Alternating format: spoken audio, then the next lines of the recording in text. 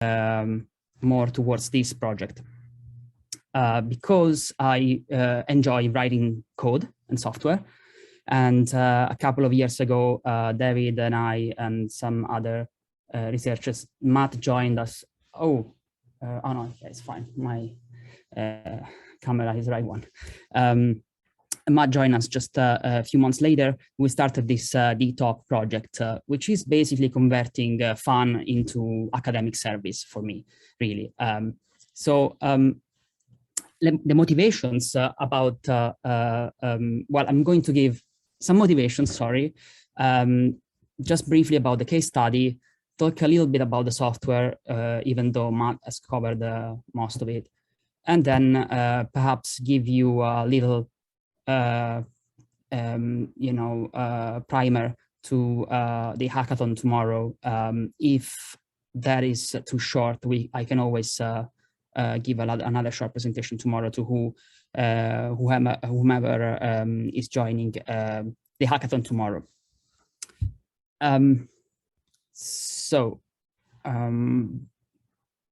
Regarding that, I mean, there were a couple of messages that I might just say later on.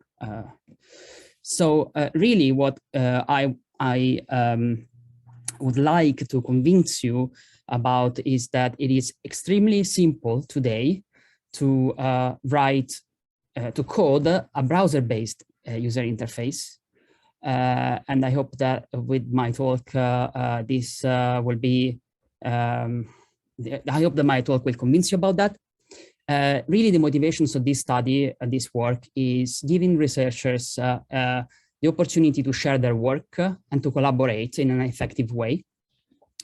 And it is driven by the Open Science initiative. So it's kind of a bottom-up approach.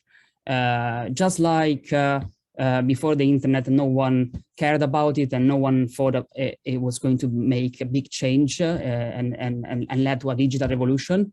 The same way I think about software development and sharing research with modern programming tools that we have available today. And ultimately, I think that today we can, make flatten the learning curve and make the programming available for non-programmers, for example, engineers. I think today is possible, and we just need to give these powers to our collaborators and our friends, and just make everything easier for everybody, the reviewers and as well as the researchers in the community. Okay, since the title of the talk in the program mentioned Flask, I give you just a little taste of what Flask is. It's nice on the Wikipedia page. They say is a web development one drop at a time, which I find it really really nice. And it's a micro web framework, meaning that it's very small. It's just a few lines of code. And it enables us to input numerical values, so text values, into a web page, and then send those values to a backend that will dispatch the values and send it to a scientific library that will do something with it. It might be querying a database. It might be doing a simulation, a numerical simulation, a physics-based simulation, doing some machine learning analysis. So in that sense, gives us the freedom to do whatever we want with the values that we're inputting in the web page. So there's no database abstraction. This is another interesting thing, talking about flattening the curve. So researchers don't need to know about databases. So values can be injected directly in the code.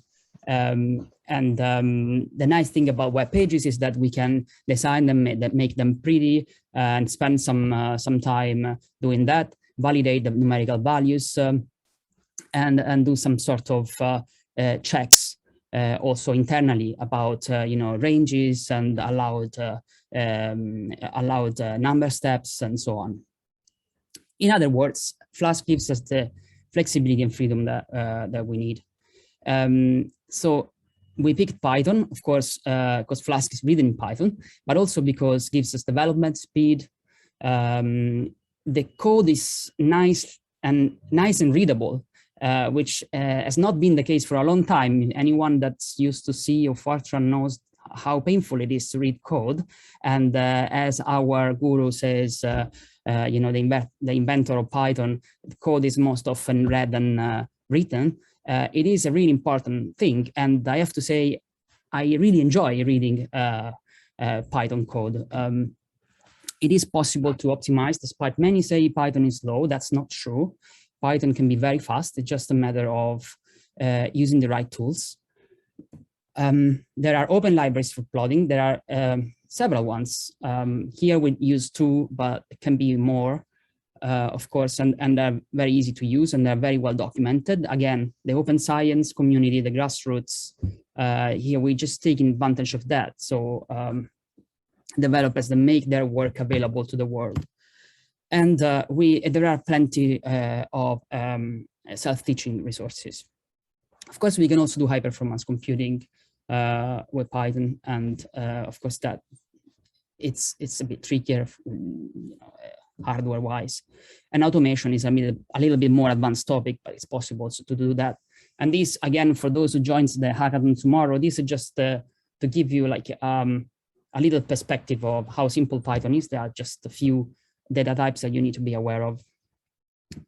Well, when I joined the project, I found that data sharing challenging, I have to say. And I discovered that, in fact, researchers in engineering like to share data via emails. So this is kind of my face when I found that out. And as you can see here, the seagull is not very impressed to see emails. He'd rather perhaps use Google Drive. You know, we could have multiple files in folders with meaningful names, or we could have data in a Google site. Oh, how great. I mean, that means we can actually document, we actually say what the data is and give information and insight into the data. But what if we step up, we go to another level, just a web-based operational platform, and share the data in that fashion? Well, that would be great, I would say. So the topic of data sharing, it's a complicated one and still puzzling researchers and research councils. In fact, there are numerous, well, there is a recent report from the Royal Academy of Engineering, which I will give some details later. But effectively, what we want is the data to be accessible. So I just need an internet connection. Don't need to know much more than that, really. Although unfortunately, that is probably utopic. The data is transparent. So ideally, the data is inspectable. So it's in CSV files we can open and see the values of. It's not encrypted in some sort of form or compressed, even though I understand data has to be compressed for data storage purposes. But then when we access it, it should be in this way. It's traceable. We know when and where it was collected. It is documented. And you know, with metadata and perhaps you know, ontologies, is complete. So ideally, the data has not been cleaned or even filtered. I understand this is challenging and it's a debatable topic, but we want the data to come as raw as possible. And for example, removing outliers for the data, that's heresy to me, and it should be protected. So just license your data set, give a proper acknowledgement to whomever collected it. And as I said before, this report came out recently and highlights all the challenges that entail sharing data with a focus to businesses. So it's not, unfortunately, really for researchers, for us, but it just it is so clear how complicated it is to define standards and define good practices for sharing data. They talk about life cycle data, so when it's created and when it should die, data trust, which we're trying to address here, and an ecosystem of data.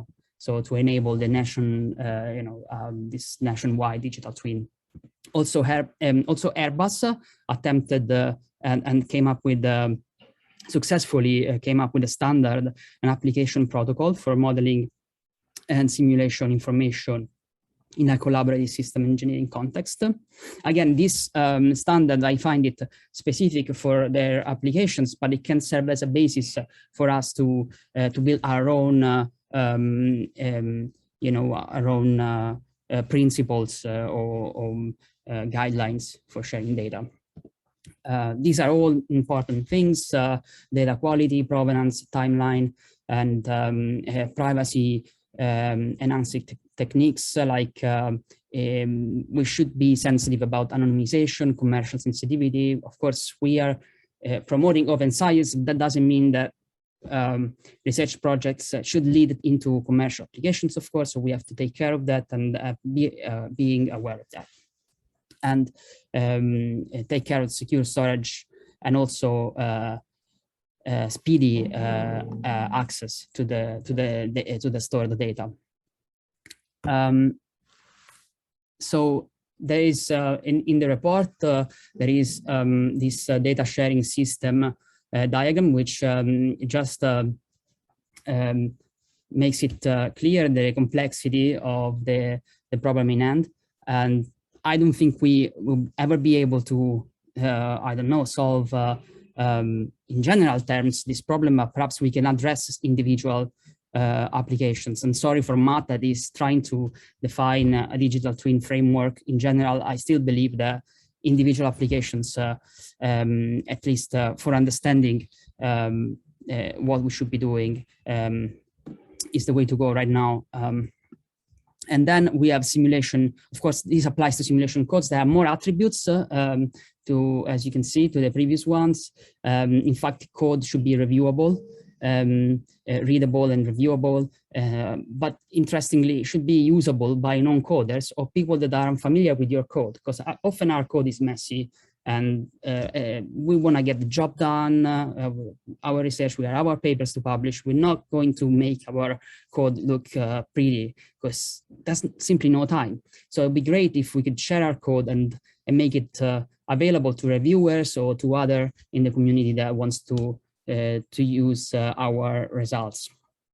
And reproducible, again, this is linked to the previous one, and correct, which may sound funny, but sometimes codes just work with certain combination of numerical values. If I change, I add a 0 or I displace a comma, then something happens to my results. I get errors and so on. So it'd be great if the code is then tested and quality checks are performed and things like that. The documentation is nowadays very easy to write. It can be written inside each function or inside each file, and that can be rendered automatically or semi-automatically. And of course, we can protect the code. Today is just so simple to do that.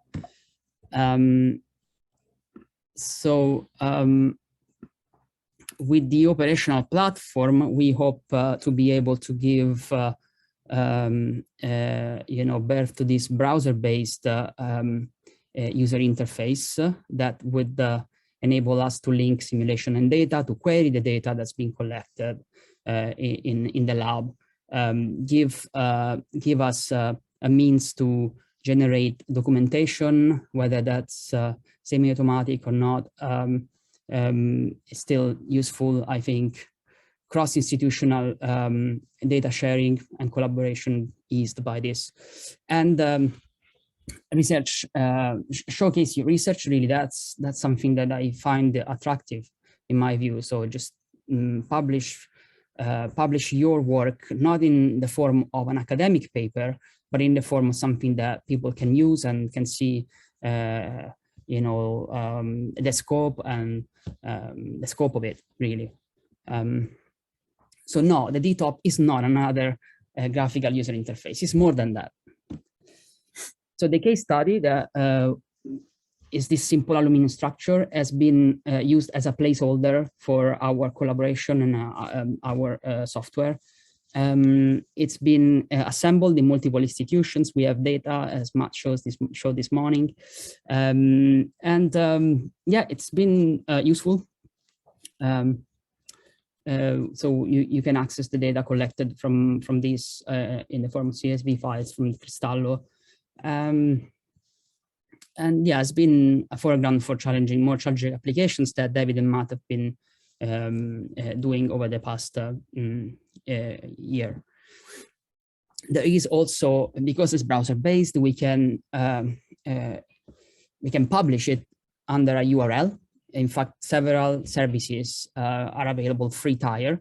For example, Heroku, to host our software online. So just behind the URL, you can go there and play around with it. Unfortunately, because of the free tier, we had to disable some of the simulation tools. Take too long, a few seconds. But yeah, there it is.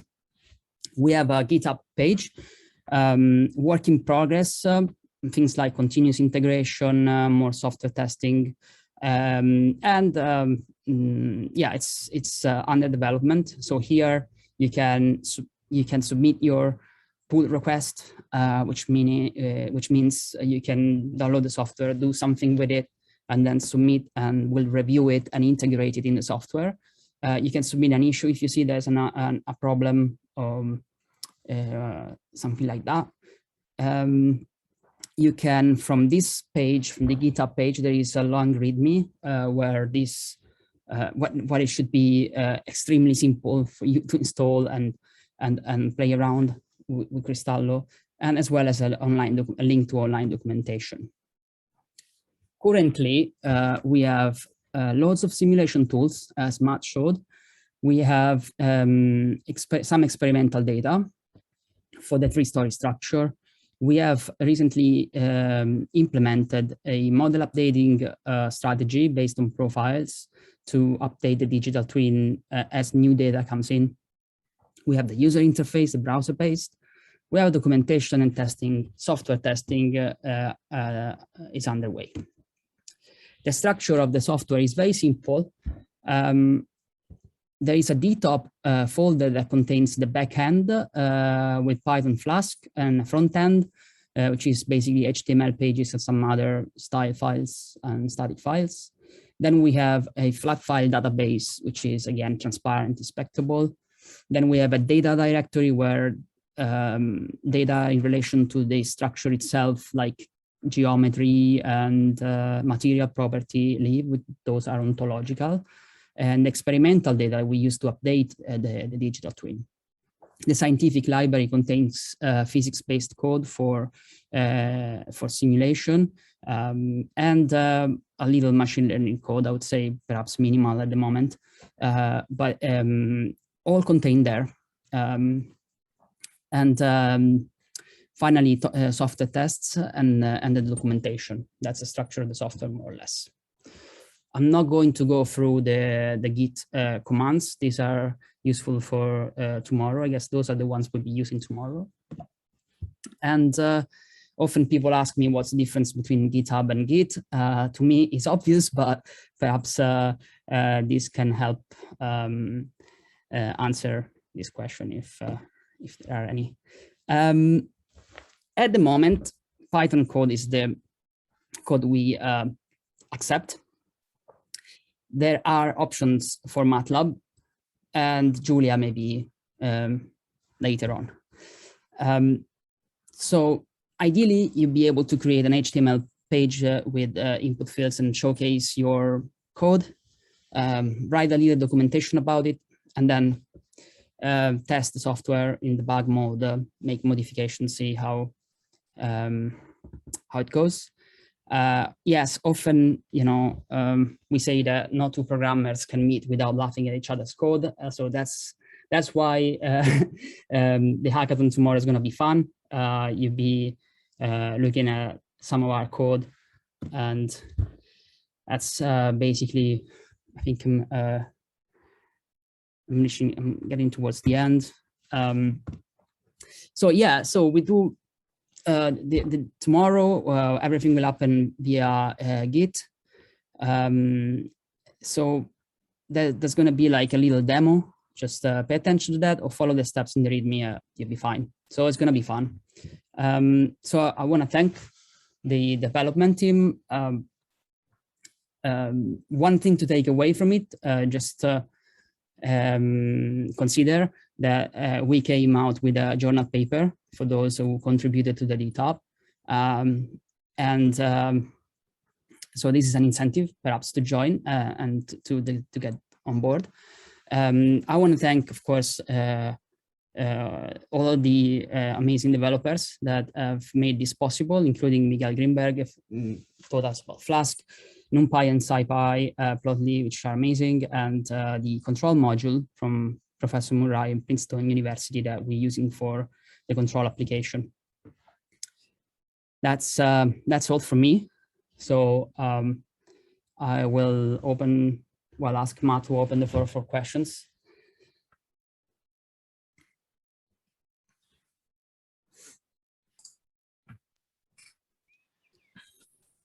I know that I stand between you and lunch, so I'd rather be quick than. They haven't delivered lunch yet, so you're fine. Can I chip in? Marco, thank you. Great stuff. Thanks.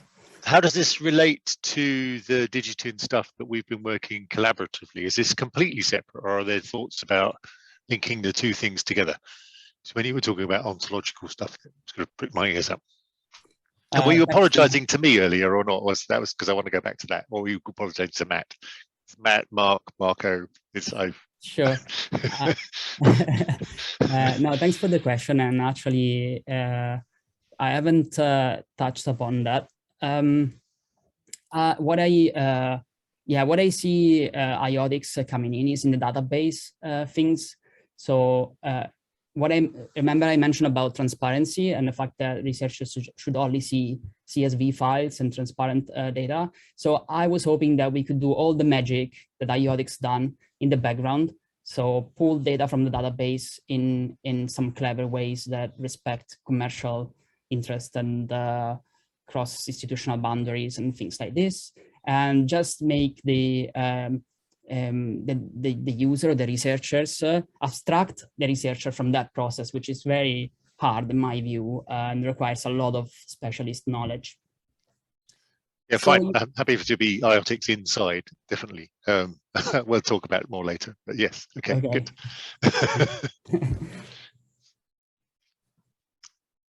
And an extension of that is I also feel that the IODIX stuff is good for searchability and things like whether it's searching for data within the database or digital twins as a whole. I think that's another interesting way that incorporates into the operational platform stuff. Yes, correct. Yeah. Cool. So any other comments, questions that people want to ask?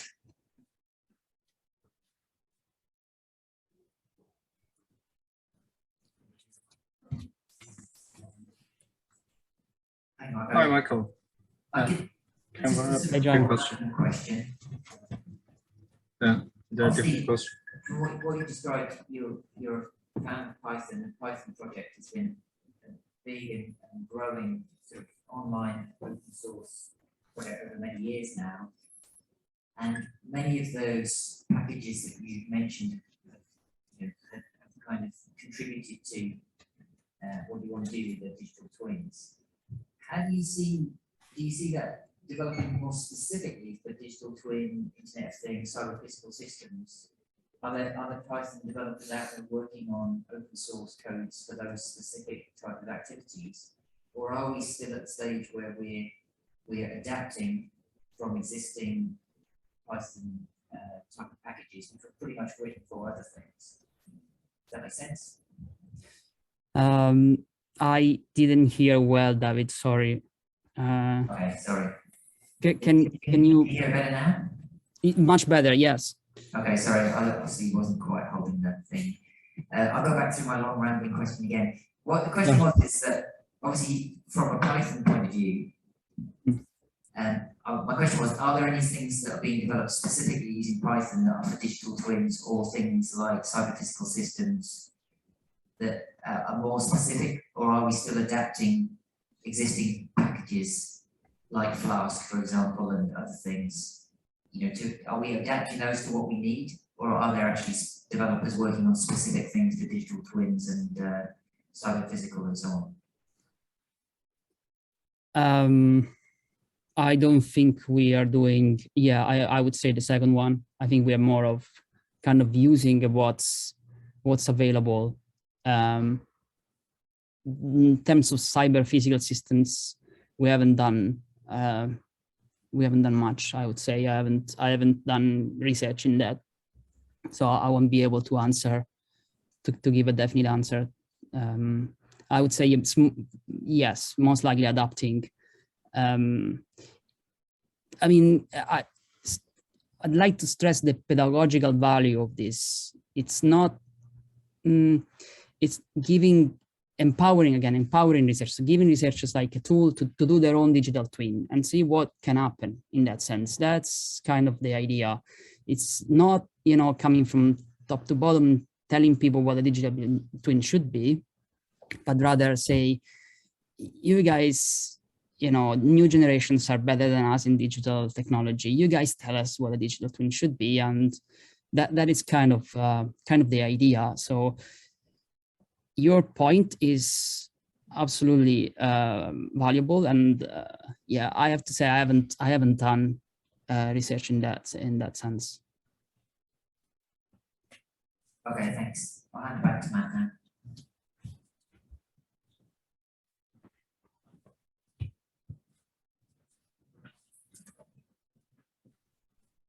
So I was wondering if you've done any comparisons to work that Fraunhofer's been working on recently. So they have a whole framework around Java instead of Python, and they've got their sort of own implementation of data models and data resilience and kind of a whole framework around that. So obviously quite keen on Python. Just wondering if you've done any comparisons to what else is out there on the sort of availability for academic space as well. Well, yeah, Java is great. It's been one of the first, I mean, example of, you know, proper virtualization. I haven't done, I haven't seen anything like that in Java. Again, the problem with that is the learning curve, and the fact that to get someone to contribute, it's either someone that you pay because it's a programmer. So I didn't quite catch the question entirely, but the reason why we picked Python rather than Java, maybe that's kind of, or am I simplifying it? Sorry. No, so the question is that Fraunhofer have been really pushing what they call their Industry 4.0, and it's all around what they call their asset administration shell. It is massive across Europe. GaiaX has been really pushing it. Just wondering if you'd made any comparison to it, or if you'd sort of become aware of it just to sort of have something to compare against. No, I haven't come across that. I don't usually go to conferences like that.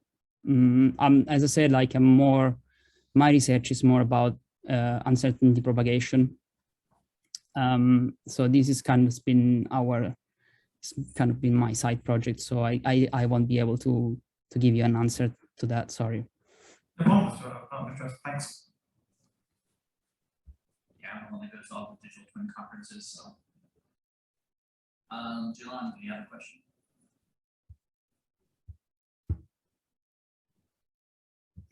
You're muted still. Yeah, Janan, do you want to answer the question?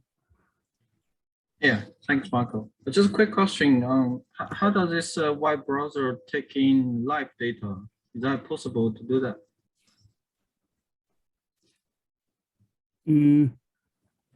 At the moment, you would just so you would just put your code in GitHub, and then just create the HTML page with the user inputs.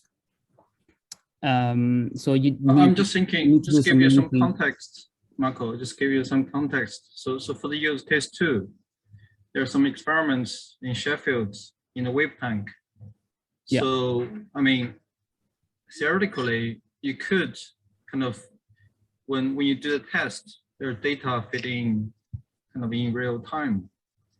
And I just wonder whether there is capability in this framework, in this platform, Absolutely. take that data in kind of in real time and then kind of simulate. So simulation real time for sure. So you can do that. For the data in real time, then there's still some database that needs to happen because Flask, as I said, is abstracted by that. So it's kind of querying the simulation tool. So to have linkage to the real time data, there's some technical stuff that needs to happen in lab. But this again, the operational platform is like kind of offers the link. So if you've done your database query correctly, then you just link it, and then people from a screen in the lab will be able to just go to either the localhost port 5000 or wherever you play, so Heroku, your browser based, and they'll be able to see simulation against data in real time. The real time aspect is very much lab oriented, I would say. So yeah, so I had just had a student that started doing some of the live monitoring and remote access type stuff. So looking at, can I actually stream the data from the sensors to the operational platform?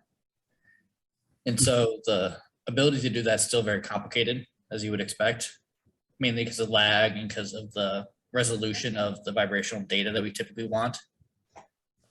But one way he was able to do it was store it to a buffer within a database, and then you can query that database and say 5-second increments or whatever, and then look at the past 5 seconds. So it wouldn't be real time, but it'd be near real time essentially.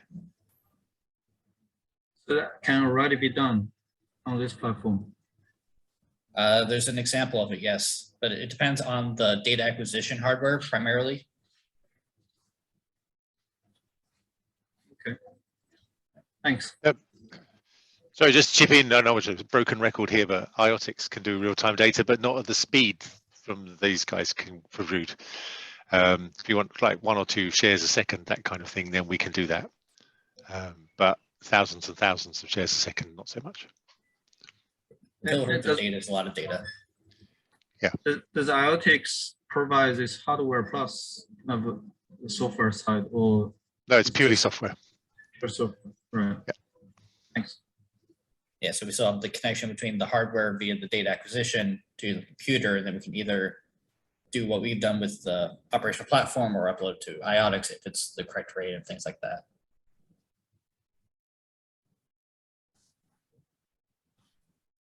It could actually have a mix. You could do a low-fi and a hi-fi one, we call it. So you have a lower fi one, which is just sharing maybe once a second to give people an idea of what's going on. And then if you really need the resolution, you have to go down into the properly structured time series databases to get hold of it. Because, you know, some of these things, anything with a network in it, you're not going to show, you know, 2 megabytes a second from you guys to Liverpool University or something like that.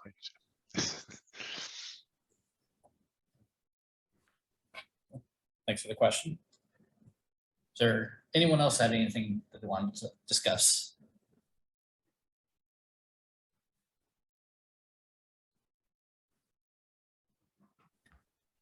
I have a question. Yeah, go Doug. So what is you're talking about the real-time use cases here. What would the use case for that real-time data that you're accessing or that you're querying from the database every 5 seconds for? The question is to me, Doug? Whoever.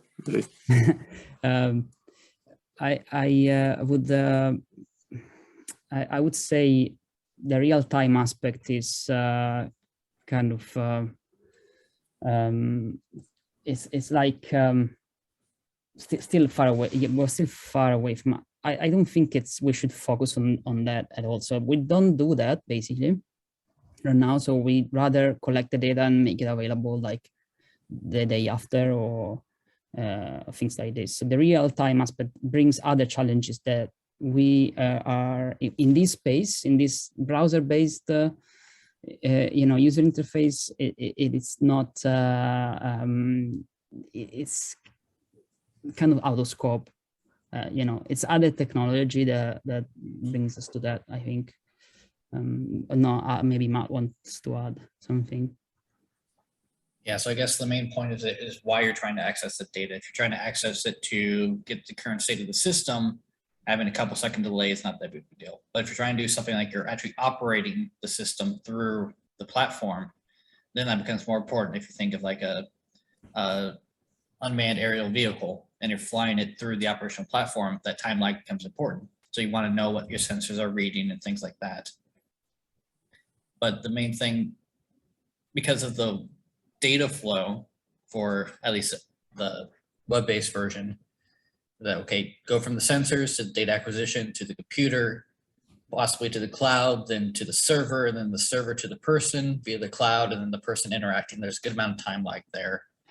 So I think when it comes to actually like operational things like that at the speeds that you want, the main thing might be going to a third party that has a program already kind of set up to do that.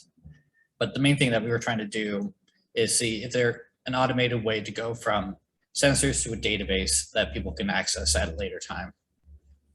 So for us, it's not necessarily the real time, it's the near real time that we're interested in. There are, exactly. So I would say there are other challenges before that.